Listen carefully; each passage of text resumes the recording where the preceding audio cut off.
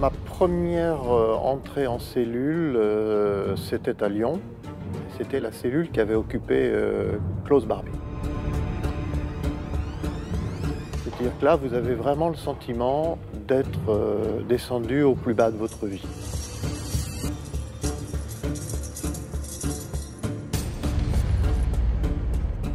J'étais condamné à 2 reprises. J'ai fait 602 jours la première fois et la deuxième fois, j'ai fait 2 ans plein. Le constat que j'ai pu faire à 25 ans d'écart, c'est que, évidemment, les conditions matérielles se sont beaucoup améliorées.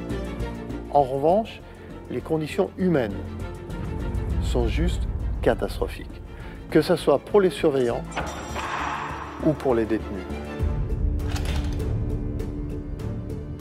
Je m'appelle Pierre Botton, je suis un ancien chef d'entreprise, je suis un délinquant financier. On va se faire le clap. Il va ? Là, c'est bon. Bien devant votre nez.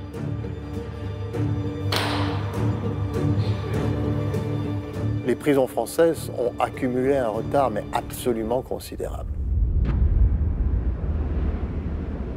La France est loin, loin, loin, loin derrière de tout. Mais vraiment loin derrière de tout. Il n'y a pas un endroit dans l'univers carcéral où nous soyons en avance sur quelque chose.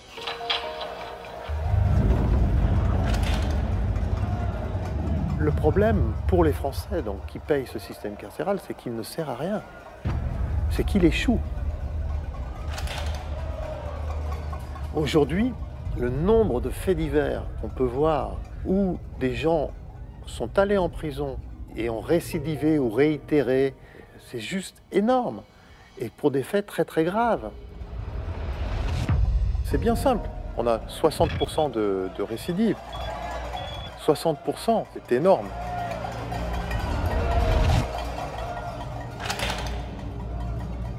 Depuis 15 ans, je me bats pour améliorer le système carcéral français.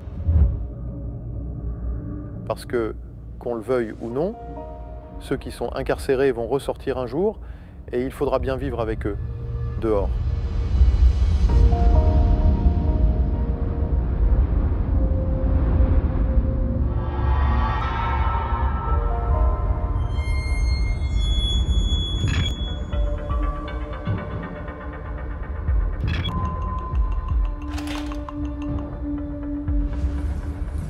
Solutions pour améliorer notre système carcéral, elles existent. Elles existent, il suffit d'aller voir ce que font nos voisins européens.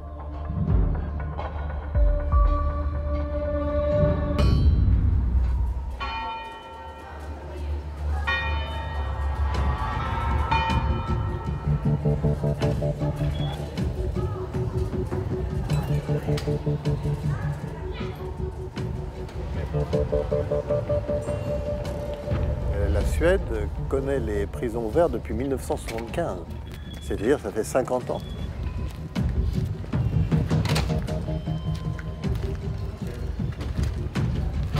Alors évidemment, ça change incroyablement des prisons françaises que j'ai pu fréquenter.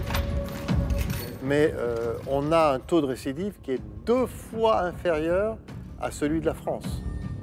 Donc tout ça, c'est des idées qu'il faut aller prendre en Suède et notamment sur ces prisons ouvertes qui sont des prisons sans mur en fait.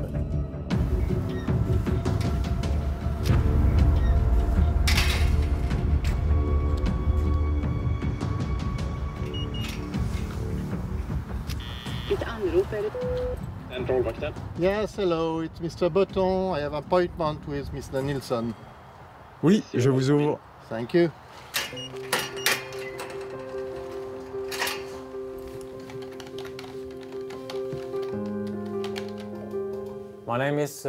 Je m'appelle Magnus Nilsson.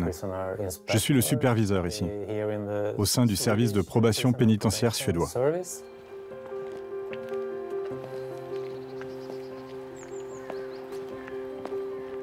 En Suède, nous avons 3 niveaux de sécurité différents. Le premier niveau est un niveau de sécurité élevé, dit de sécurité maximale, avec des détenus à haut risque. Tout est fermé. Et puis nous avons le niveau 2. C'est un peu moins sécurisé. Monsieur Nilsson vous attend. Thank you very much. Enfin, nous avons le niveau 3, comme ici. C'est ouvert. Certaines prisons sont clôturées et d'autres non.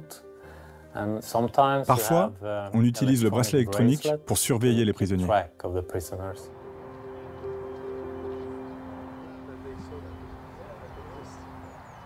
I go first or you go first? I will go first. Je passe en premier.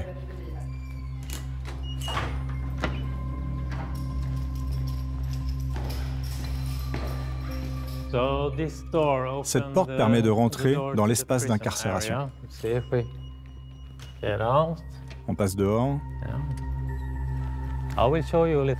Je vais vous faire un tour. Vous voyez, là, en face, nous avons des petites maisons. Nous en avons 15, où les prisonniers séjournent, où ils ont leur chambre. Dans les petites maisons, on loge 12 personnes, mais ça peut aller jusqu'à 24 dans les grandes. No wall. Pas de mur, en effet. Nous avons des petites clôtures, mais pas partout. Si vous regardez par là-bas, vous verrez des prisonniers qui travaillent à l'entretien. Ils portent des gilets jaunes. All the prisoners are working. Oui, dans toutes les prisons suédoises, le travail est obligatoire en journée.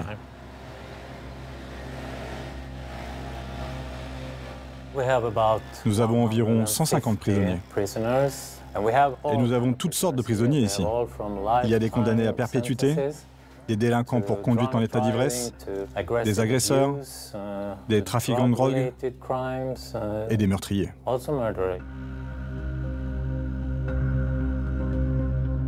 Mais vous voyez, cet endroit est très...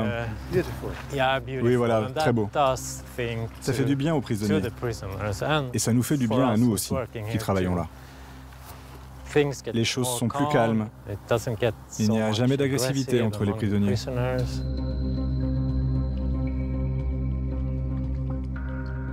Extraordinaire, évidemment, le cadre est extraordinaire. Voilà, j'ai vraiment trouvé que c'était quelque chose qui était une ambiance assez sereine. Il n'y avait pas de bruit.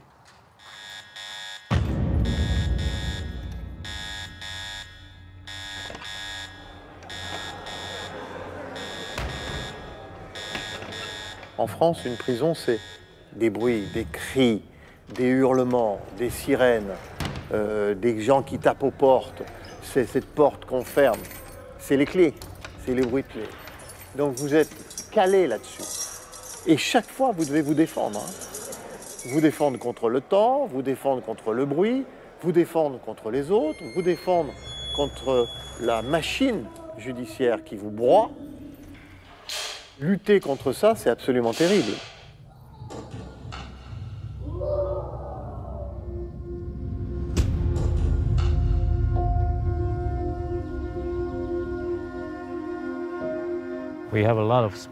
Nous avons beaucoup d'espace où nous pouvons être en contact avec les prisonniers et leur parler.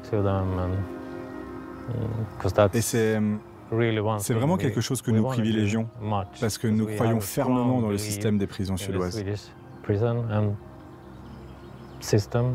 Nous voulons vraiment que les prisonniers ressortent meilleurs que quand ils sont rentrés.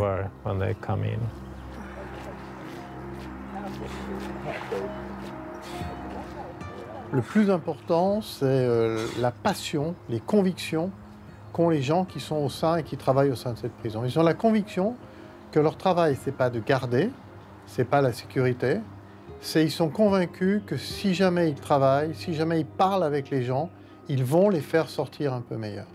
Et je trouve ça absolument extraordinaire parce qu'on le ressent très très fort.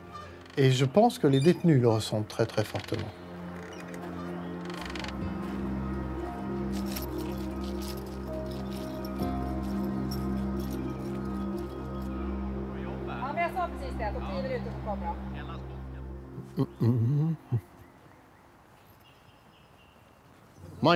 Je m'appelle Stéphane. J'ai 57 ans. J'ai été condamné à 3 ans de prison parce que je détenais de vieilles armes chargées chez moi. Je n'ai pas de permis. Donc c'était illégal. Et la police en Suède n'aime pas du tout ça. Ils m'ont donné 3 ans. Mais ça va. Je ne peux rien faire d'autre que de l'accepter.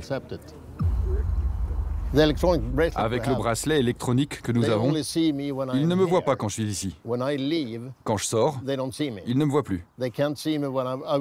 J'étais à la maison le week-end dernier. Et ils ne pouvaient pas me voir quand j'étais chez moi.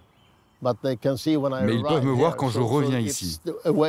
Donc c'est une façon pour eux de garder un œil sur nous électroniquement.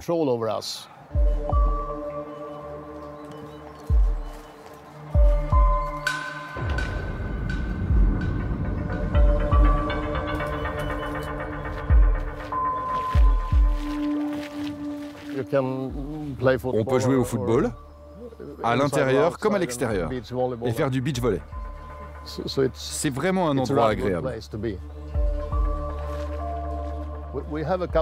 Nous avons quelques gars qui nagent ou qui se baignent toute l'année. Oui, oui. Oui, oui, je nage. Un peu au début de l'été, mais maintenant il fait trop froid. C'est 25 mètres maximum pour aller nager. Tu as les panneaux. Tu peux simplement descendre sur la plage et nager en été. Oh, mais tu peux nager maintenant si tu veux. Et là, on a aussi un petit barbecue. On a quelques chefs des autres pavillons qui s'en occupent pour nous.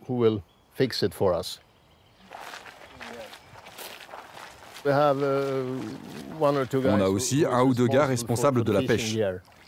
Donc ils peuvent emprunter le matériel.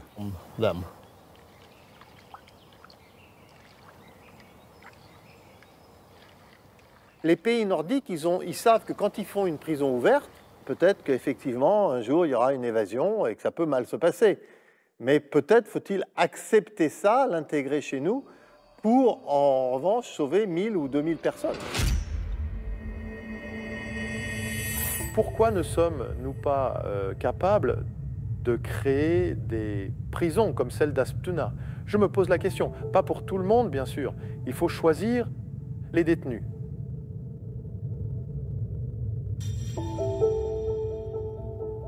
C'est un problème de culture et je pense qu'il faut faire évoluer les mentalités en France pour améliorer notre système carcéral.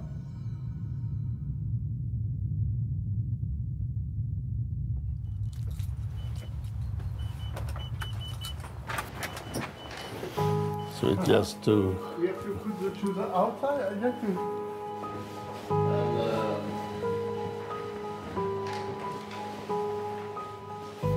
Can I go inside? Oui, oui, tu es le bienvenu. Voici la pièce dans laquelle je vis depuis presque 1 an et demi. Tu la rends aussi confortable que possible, avec des petits trucs.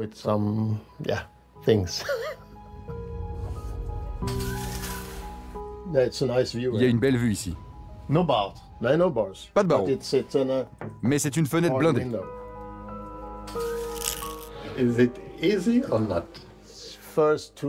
Les 2 premiers mois n'ont pas été faciles, mais on s'habitue à être ici. La plupart des employés ici sont très gentils, en général. Mais certains d'entre eux sont des connards. C'est comme partout à l'extérieur. Mais il me reste 23 jours à faire, donc je vais bientôt partir. Oui, j'avoue.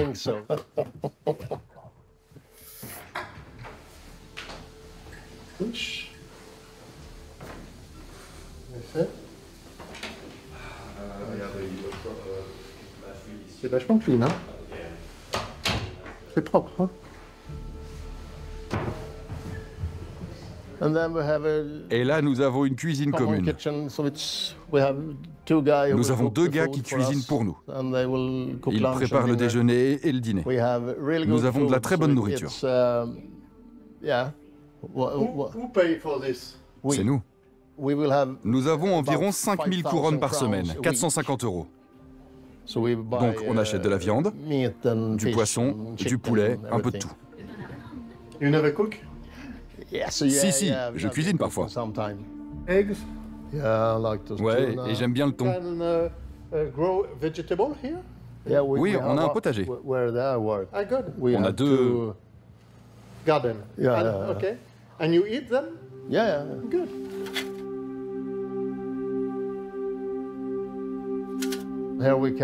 Ici, on peut s'asseoir ensemble pour regarder la télé ou faire autre chose. This is your place. C'est un peu comme avoir une salle à manger à la maison. C'est pareil ici. On a un gars qui fait le ménage tous les jours.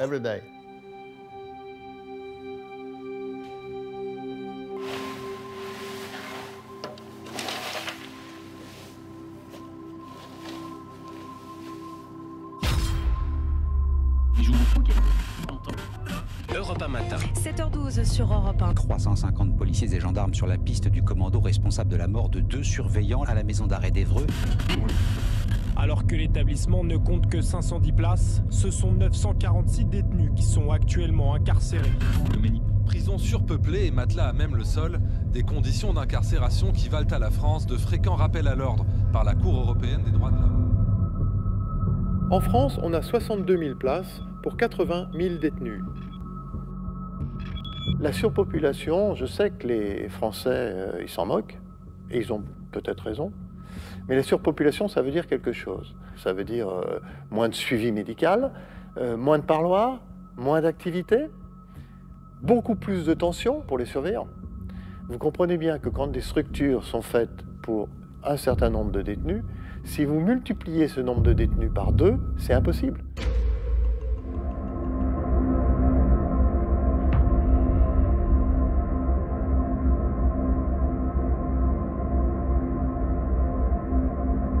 Avant, je disais que la prison fabriquait des délinquants. Aujourd'hui, elle fabrique des délinquants, des terroristes et des gens qui sont très fortement contre la République. Très, très fortement. Donc, vraiment, il faut que les Français se rendent compte qu'une partie de leur sécurité se joue en prison. Et pour rendre notre société plus sûre, il faut peut-être proposer de vraies perspectives de réinsertion aux détenus.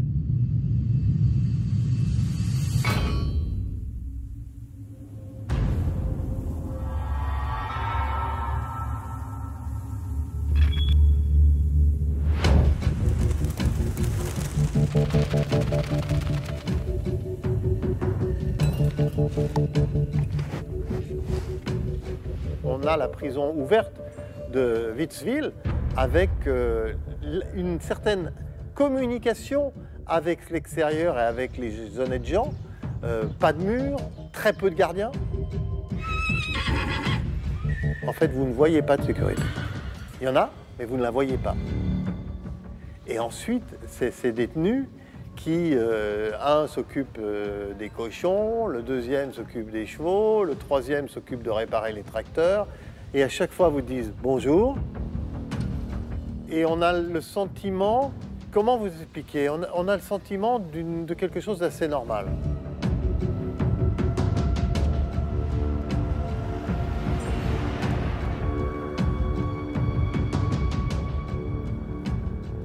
Merci de nous accueillir. Bonjour, Monsieur Botan. Merci beaucoup de nous accueillir. Bienvenue à Witzwil. Merci beaucoup. Vous êtes directeur de cette prison depuis longtemps? Il y a 4 ans. Et vous avez conscience que c'est une prison différente? C'est une prison exceptionnelle, différente, et puis moi je pense que ça fait sens ce qu'on fait ici. Alors là, où est-ce qu'on va? Pardon. Là, ça c'est vraiment l'accueil du détenu. Quand le détenu il arrive, il vient dedans, vous voyez, il y a... C'est pas une prison, c'est une ouverte. Non, ça c'est fermé, mais c'est que pour l'attente. Hein. C'est effectivement, ils sont là-dedans pour quelques minutes, au maximum 1 heure, puis après il dépasse ici. Okay. Puis là, il sera équipé avec les vêtements de notre établissement. Ça veut dire avec les pantalons, avec le trait rouge. Et puis c'est aussi là, il nous donne toutes ces affaires qu'il n'a pas le droit d'avoir dedans. Par exemple, son portable. puis là, vous voyez, on a cette zone. Là, ils peuvent, dans leur temps libre, ils peuvent se balader, ils peuvent faire ce qu'ils veulent, ils peuvent jouer des jeux.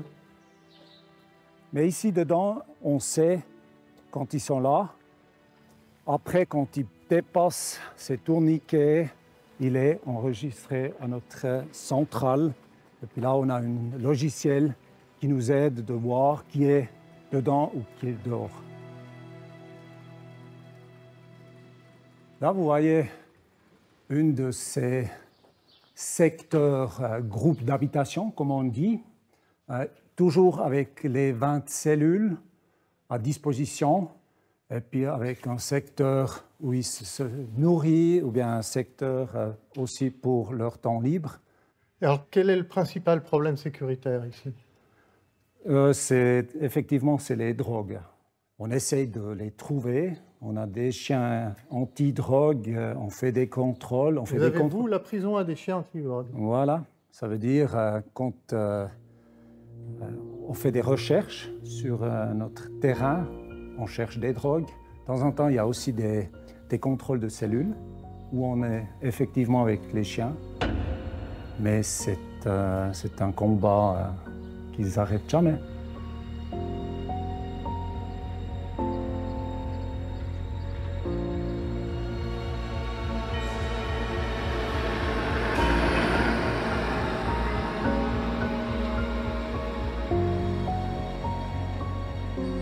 Tous les 15 jours, quand ils ont des suspicions, des choses comme ça, il y a les chiens qui viennent pour détecter la drogue. Cette solution-là, elle pourrait exister en France. Je ne comprends pas pourquoi elle n'est pas mise en place.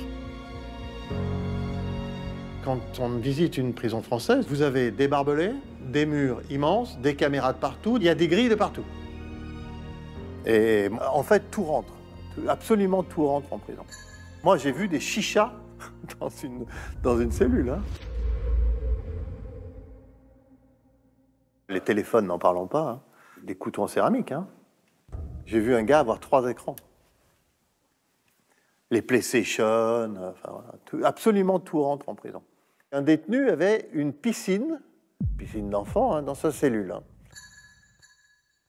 Tout ce système-là, ça démontre que la prison est devenue un état de non-droit.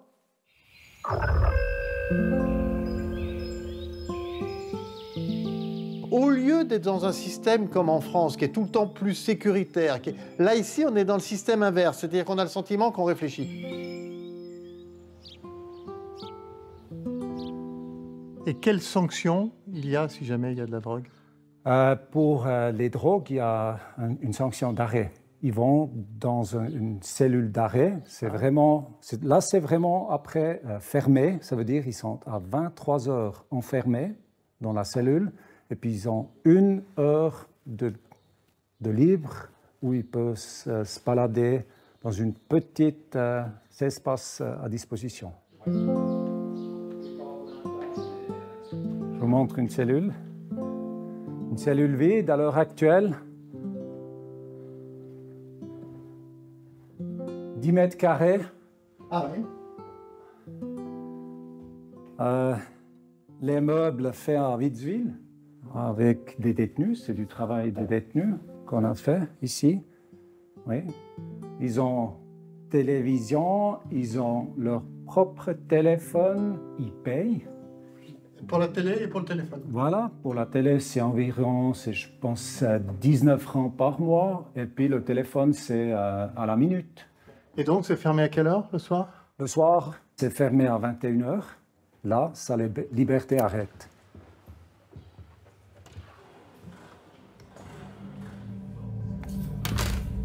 J'ai retenu une chose, c'est la sanction. Parce que c'est un endroit où il y a des sanctions. Et il y a des sanctions, mais qui sont des sanctions graduées. Ça va de 9 heures sans médias, donc sans téléphone, sans télévision. Ensuite, 12 heures, 24 heures. Puis ensuite, enfermé. Donc il y a une graduation dans la sanction qui lance quand même aux détenus des signaux d'alerte forts. Je trouve que ça, c'est très intelligent. Très, très intelligent.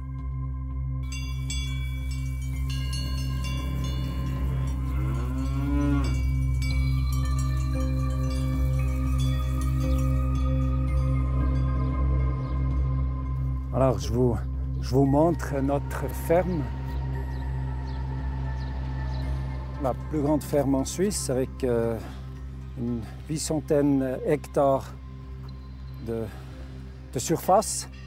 On fait beaucoup de production d'agriculture. Ça commence avec la viande, on produit notre propre viande. On a également une boucherie. On fait tout à nous-mêmes. On a des légumes qu'on vend dans notre petit magasin qui est également ouvert au public. On a beaucoup de monde de la région qui viennent chez nous. Si on peut parler un peu d'économie, qu'est-ce que coûte un détenu ici? Qu'est-ce qu'il rapporte? Combien il gagne? Il gagne, quand il travaille bien toute la journée, il gagne 30 francs par jour. Mais il faut bien savoir que sa vie est organisée, sa vie est payée. Alors il n'a pas l'assurance maladie qu'il doit payer, il n'a pas la nourriture, il n'a pas la location de sa chambre qu'il doit payer. Il peut avoir vraiment l'argent pour lui. Pour parler du plan financier, parce qu'on voit que l'État est exsangue et que voilà, on n'arrête pas. Alors ça, c'est vraiment quelque chose que je ne comprends pas. Je peux vraiment dire que sur le plan financier, je ne comprends pas la politique pénitentiaire française. Un détenu en France, hors immobilier, coûte aux alentours de 110 € par jour. Un détenu en prison ouverte, qui travaille, qui produit des choses, peut descendre jusqu'à 65 €. C'est pratiquement la moitié. Je ne comprends pas. Et là-dedans, on n'implique pas le coût de la récidive et le coût également humain, chez les victimes, bien entendu. Donc, si vous voulez, ça, je ne comprends pas ce raisonnement. Ce que je veux dire, c'est qu'il faut tout changer dans la tête de la pénitentiaire.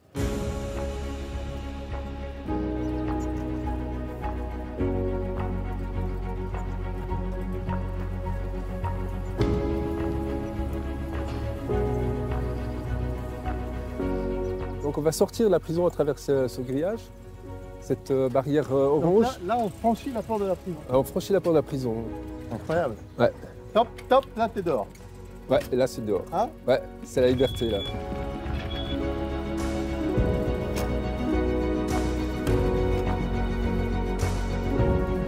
Là on va poser les vélos ici. On va aller chercher nos chevaux.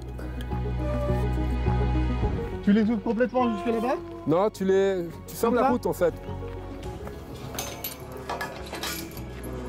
Non, plus loin. Ouais. Moi, les barrières, c'est des barrières. Bah c'est bien, t'as fait ça toute ta vie là. Moi, les barrières, les barreaux, tout ça, c'est pas mon truc. Ah. Le moment où Alex m'amène voir les chevaux est un moment très très impressionnant. On n'a aucun grillage, on n'a rien, absolument rien qui peut rappeler la prison. On a surtout beaucoup de choses qui rappellent la nature. D'abord on avait le beau temps avec nous, et puis les oiseaux, le bruit des chevaux, et puis Alex qui hop hop, voilà. Franchement c'est un drôle de moment, c'est un moment assez fort.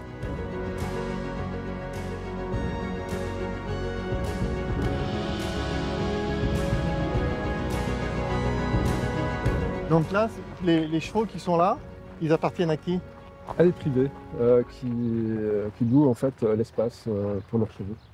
Et donc là, les propriétaires, ils vous font quand même une confiance folle, non? Enfin, c'est une grande confiance. Ils payent pour ça, ils payent pour ça. Bien sûr, oui, ils payent, mais c'est pas un prix exorbitant.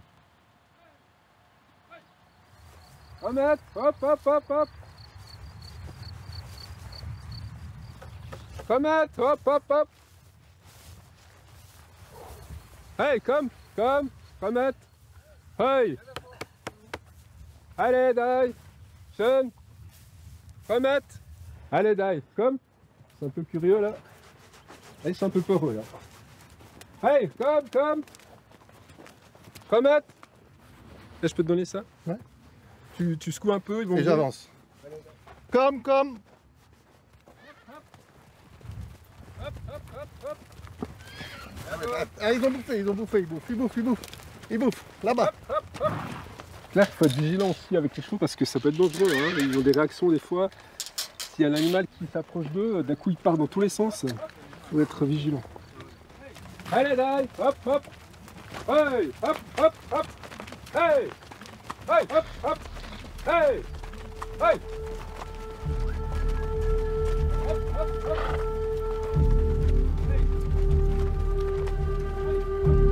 Si ça te dérange pas, je voudrais qu'on me dise pourquoi tu es là, enfin si tu veux. Hein. Ah bah, pour avoir conduit sans permis, j'ai eu 2 ans de prison, ça.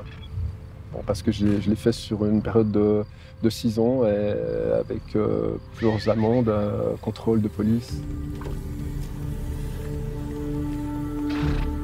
Ma arrestation, elle s'est passée, je devais aller me rendre à mon travail. En fait, j'avais toute une journée remplie. Et puis, à 7 heures, des policiers sont venus me prendre. J'ai compris que j'allais être arrêté. Donc, j'ai pris 2-3 affaires.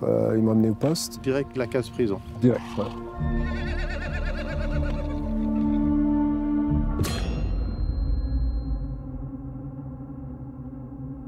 Maintenant, je dois être très honnête, en tant qu'ancien détenu, j'ai trouvé que c'était très dur.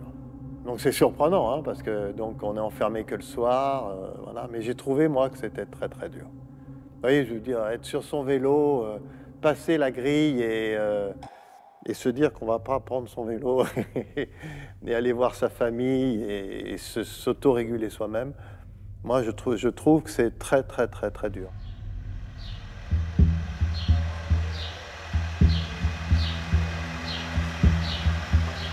Les chevaux, c'était sur ma demande. J'ai envie de partager l'énergie des chevaux. En tant que thérapeute, je ressens l'énergie des humains et je trouve intéressant et fascinant de pouvoir ressentir ça à travers les chevaux. Je suis vraiment impliqué à 100% dans ce travail pour aider les chevaux, pour nettoyer les box, pour les guider vers les prés en dehors, pour les soigner au cas où il y a besoin de les soigner. C'est quelque chose qui me tient à cœur. Et c'est vrai que ça m'a sauvé. Elle a des acariens dans les jambes et en fait on lui protège les jambes parce qu'elle se gratte. Parce que sinon elle se blesse. C'est un produit qui tue les acariens, qui sèche. Il ne faut pas qu'elle ait de blessure avec ça. On fait ça 3-4 jours et comme ça, ça devrait tuer les œufs aussi toutes les semaines.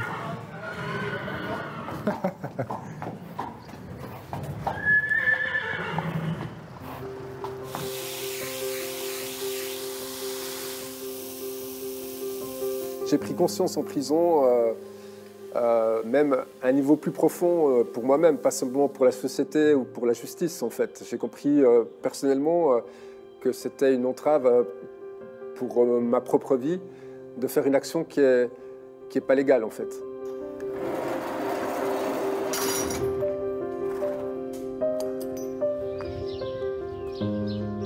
Alex, il a appris un nouveau métier en prison. Quand il va sortir, ça sera un plus.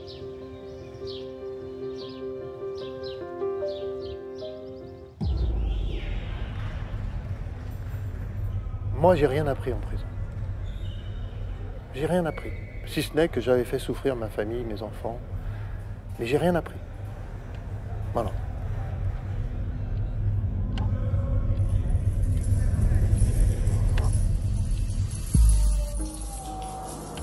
La prison, c'est essentiellement une lutte contre le temps et donc contre soi-même.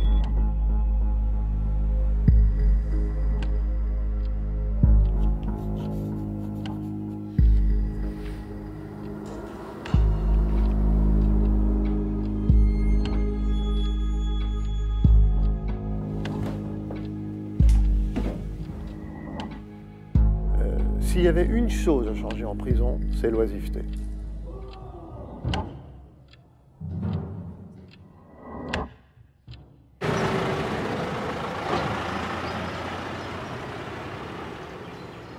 À Witzwil, on est sur une prison agricole. Donc là encore, je souhaiterais, si vous voulez, une détention intelligente et intelligente pour le grand public. On voit qu'il y a des professions qui sont en souffrance et qui sont en difficulté. On voit bien les problèmes qu'a les agriculteurs. Donc pourquoi ne pas faire la détention de quelqu'un chez un agriculteur, si l'agriculteur accepte. Auquel cas, on met un système avec le bracelet électronique chez l'agriculteur et le gars, il travaille chez l'agriculteur. Même chose avec les marins-pêcheurs. Même chose également avec les EHPAD. On voit bien qu'il y a un problème avec les EHPAD, avec les hôpitaux.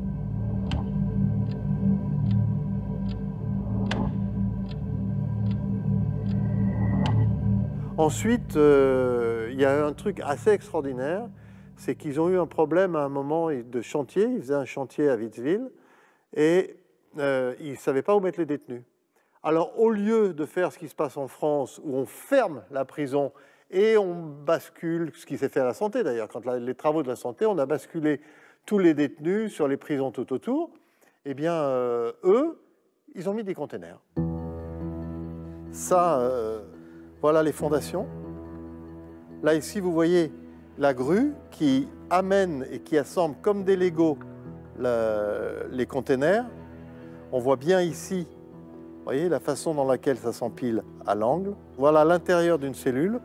Donc on voit, c'est franchement tout à fait correct. De toute façon, il n'y a pas un détenu qui ne préférera pas être seul dans un container plutôt que d'être à 4 dans une autre cellule. Ce qui est juste vraiment extraordinaire. Et ça encore, c'est quelque chose qui pourrait être fait immédiatement sur l'emprise foncière des prisons dont on sait qu'elles sont généralement très grandes.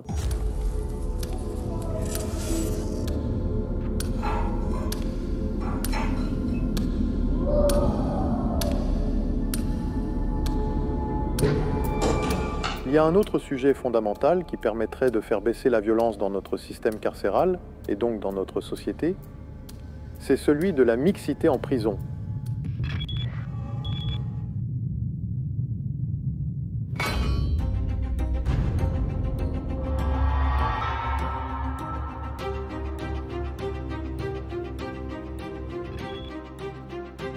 Et là-dedans, l'Espagne est un pays qui innove depuis 2000.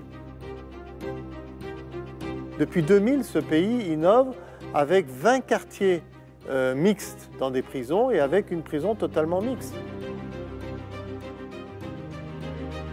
Je n'ai pas eu l'autorisation de me rendre dans une prison mixte, mais j'ai pu rencontrer une détenue qui s'appelle Judith dans un centre de semi-liberté. Hey, salut beau gosse! Viens par ici!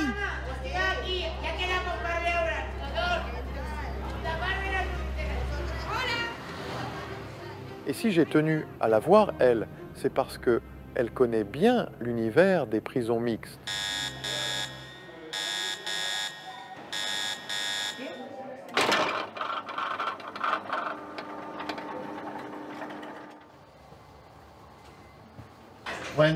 Bonjour. Me llamo Pierre. Bien, on va rentrer, je vais t'expliquer.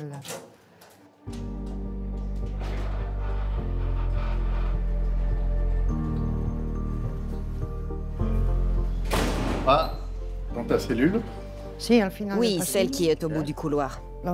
C'est la seule qui est ouverte.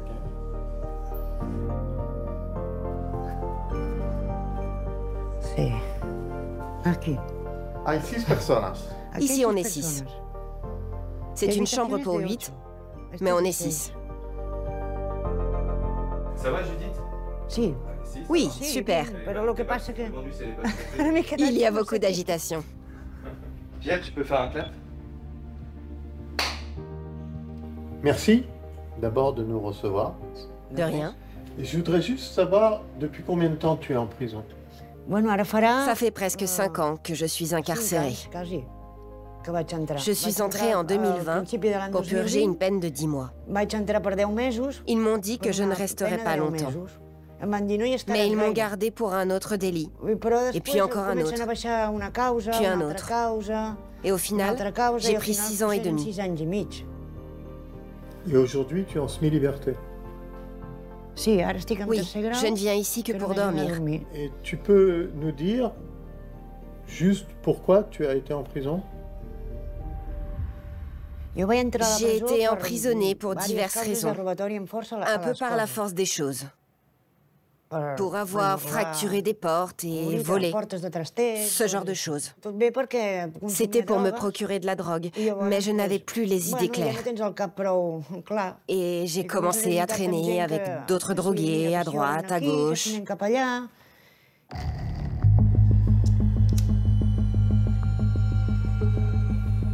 Judith, c'est typiquement le cas d'une personne très fragile qu'une prison classique aurait pu anéantir. Quand vous êtes en train de lutter contre la drogue, ou ce qu'on appelle nous les cachetons, c'est-à-dire les tranquillisants, les anxiolytiques, où voulez-vous trouver le temps pour analyser ce que vous avez fait et comment vous allez faire pour ne pas recommencer? C'est absolument impossible.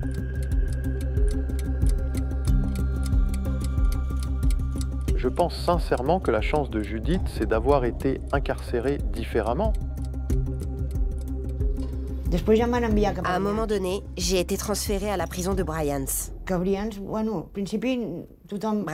c'est une centrale mixte. J'avais un peu peur au début. Mais dans une prison mixte, les hommes et les femmes, ils dorment ensemble? Non. La prison mixte, c'est quand tu partages des activités avec les hommes. Tu suis des cours ou tu fais des ateliers. Les hommes et les femmes ne se voient que pendant les cours et les pauses. Ensuite, chacun rejoint son module et on ne se voit plus.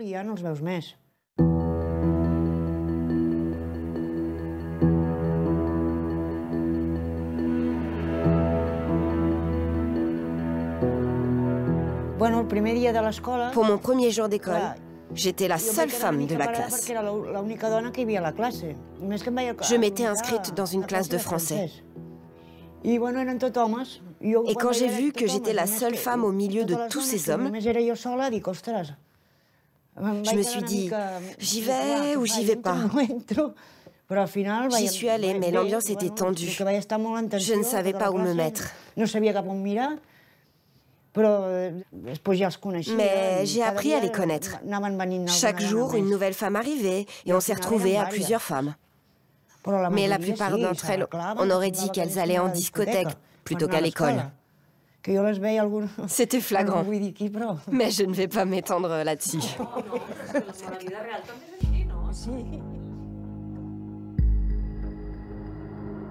On vit dans des sociétés mixtes et il m'apparaît incompréhensible d'enfermer pendant plusieurs années des gens dans des prisons uniquement pour hommes ou uniquement pour femmes. Comment pourront-ils se réinsérer correctement dans une société où les deux genres coexistent ?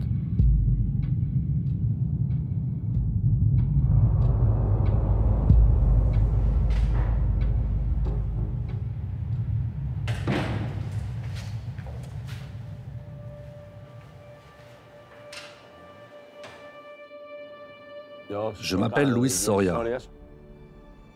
Je suis responsable des programmes d'éducation sociale à la prison de Brians. J'ai travaillé dans le module pour les femmes. Et c'est là que j'ai rencontré Judith.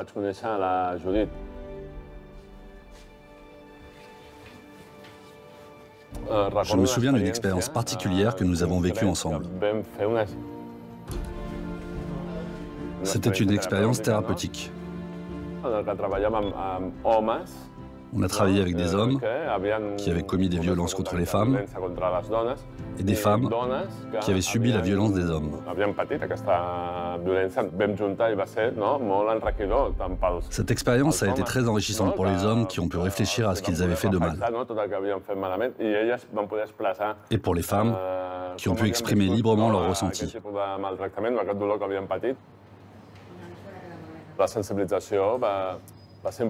La sensibilisation, c'est très important pour comprendre la violence de l'autre.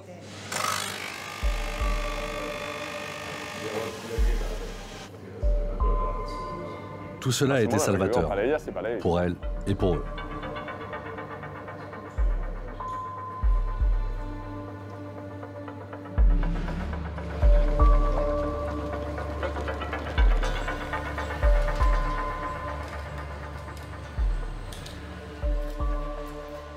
Des études sociologiques ont montré que la mixité permettait de diminuer le viol et diminuer les violences conjugales.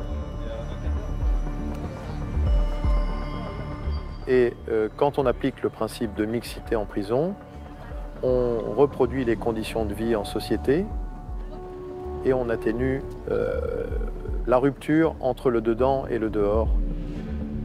Alors oui, effectivement, tout n'est pas parfait, mais je pense que l'Espagne est en avance et que c'est quelque chose qu'il faudrait là encore essayer d'innover en France.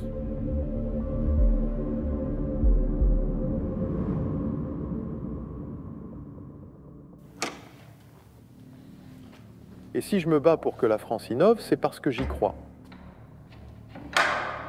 Par ailleurs, en 2011, j'ai moi-même lancé un nouveau projet pénitentiaire.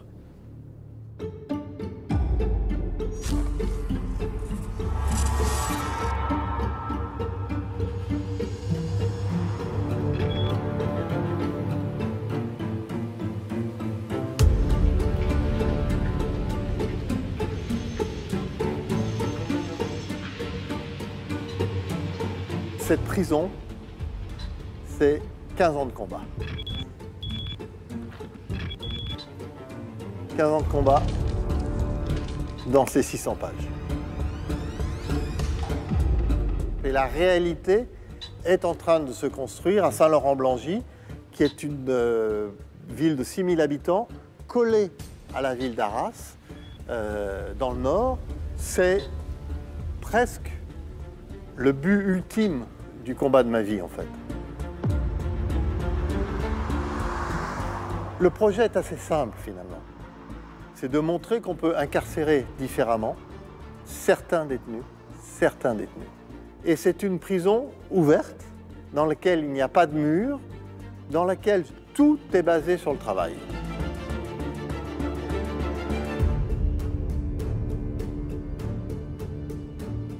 Donc c'est un grand partenariat avec de grandes entreprises qui vont payer les détenus à un salaire qui est minimum au SMIC, avec un contrat de travail.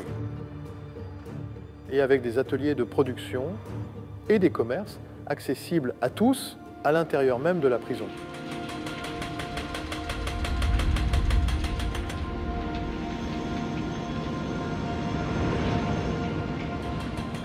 Il faut que vous sachiez que lorsque Fresnes a ouvert en 1898, on était en avance.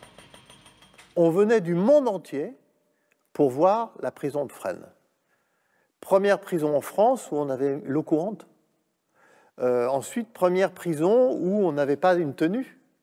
Aujourd'hui, on a pris un retard énorme. Ce retard, on peut le rattraper et on peut même aller au-delà. Pour cela, il faut une vraie volonté politique ou une vraie volonté de l'administration de vouloir innover en n'ayant pas peur. Parce que c'est ça le problème.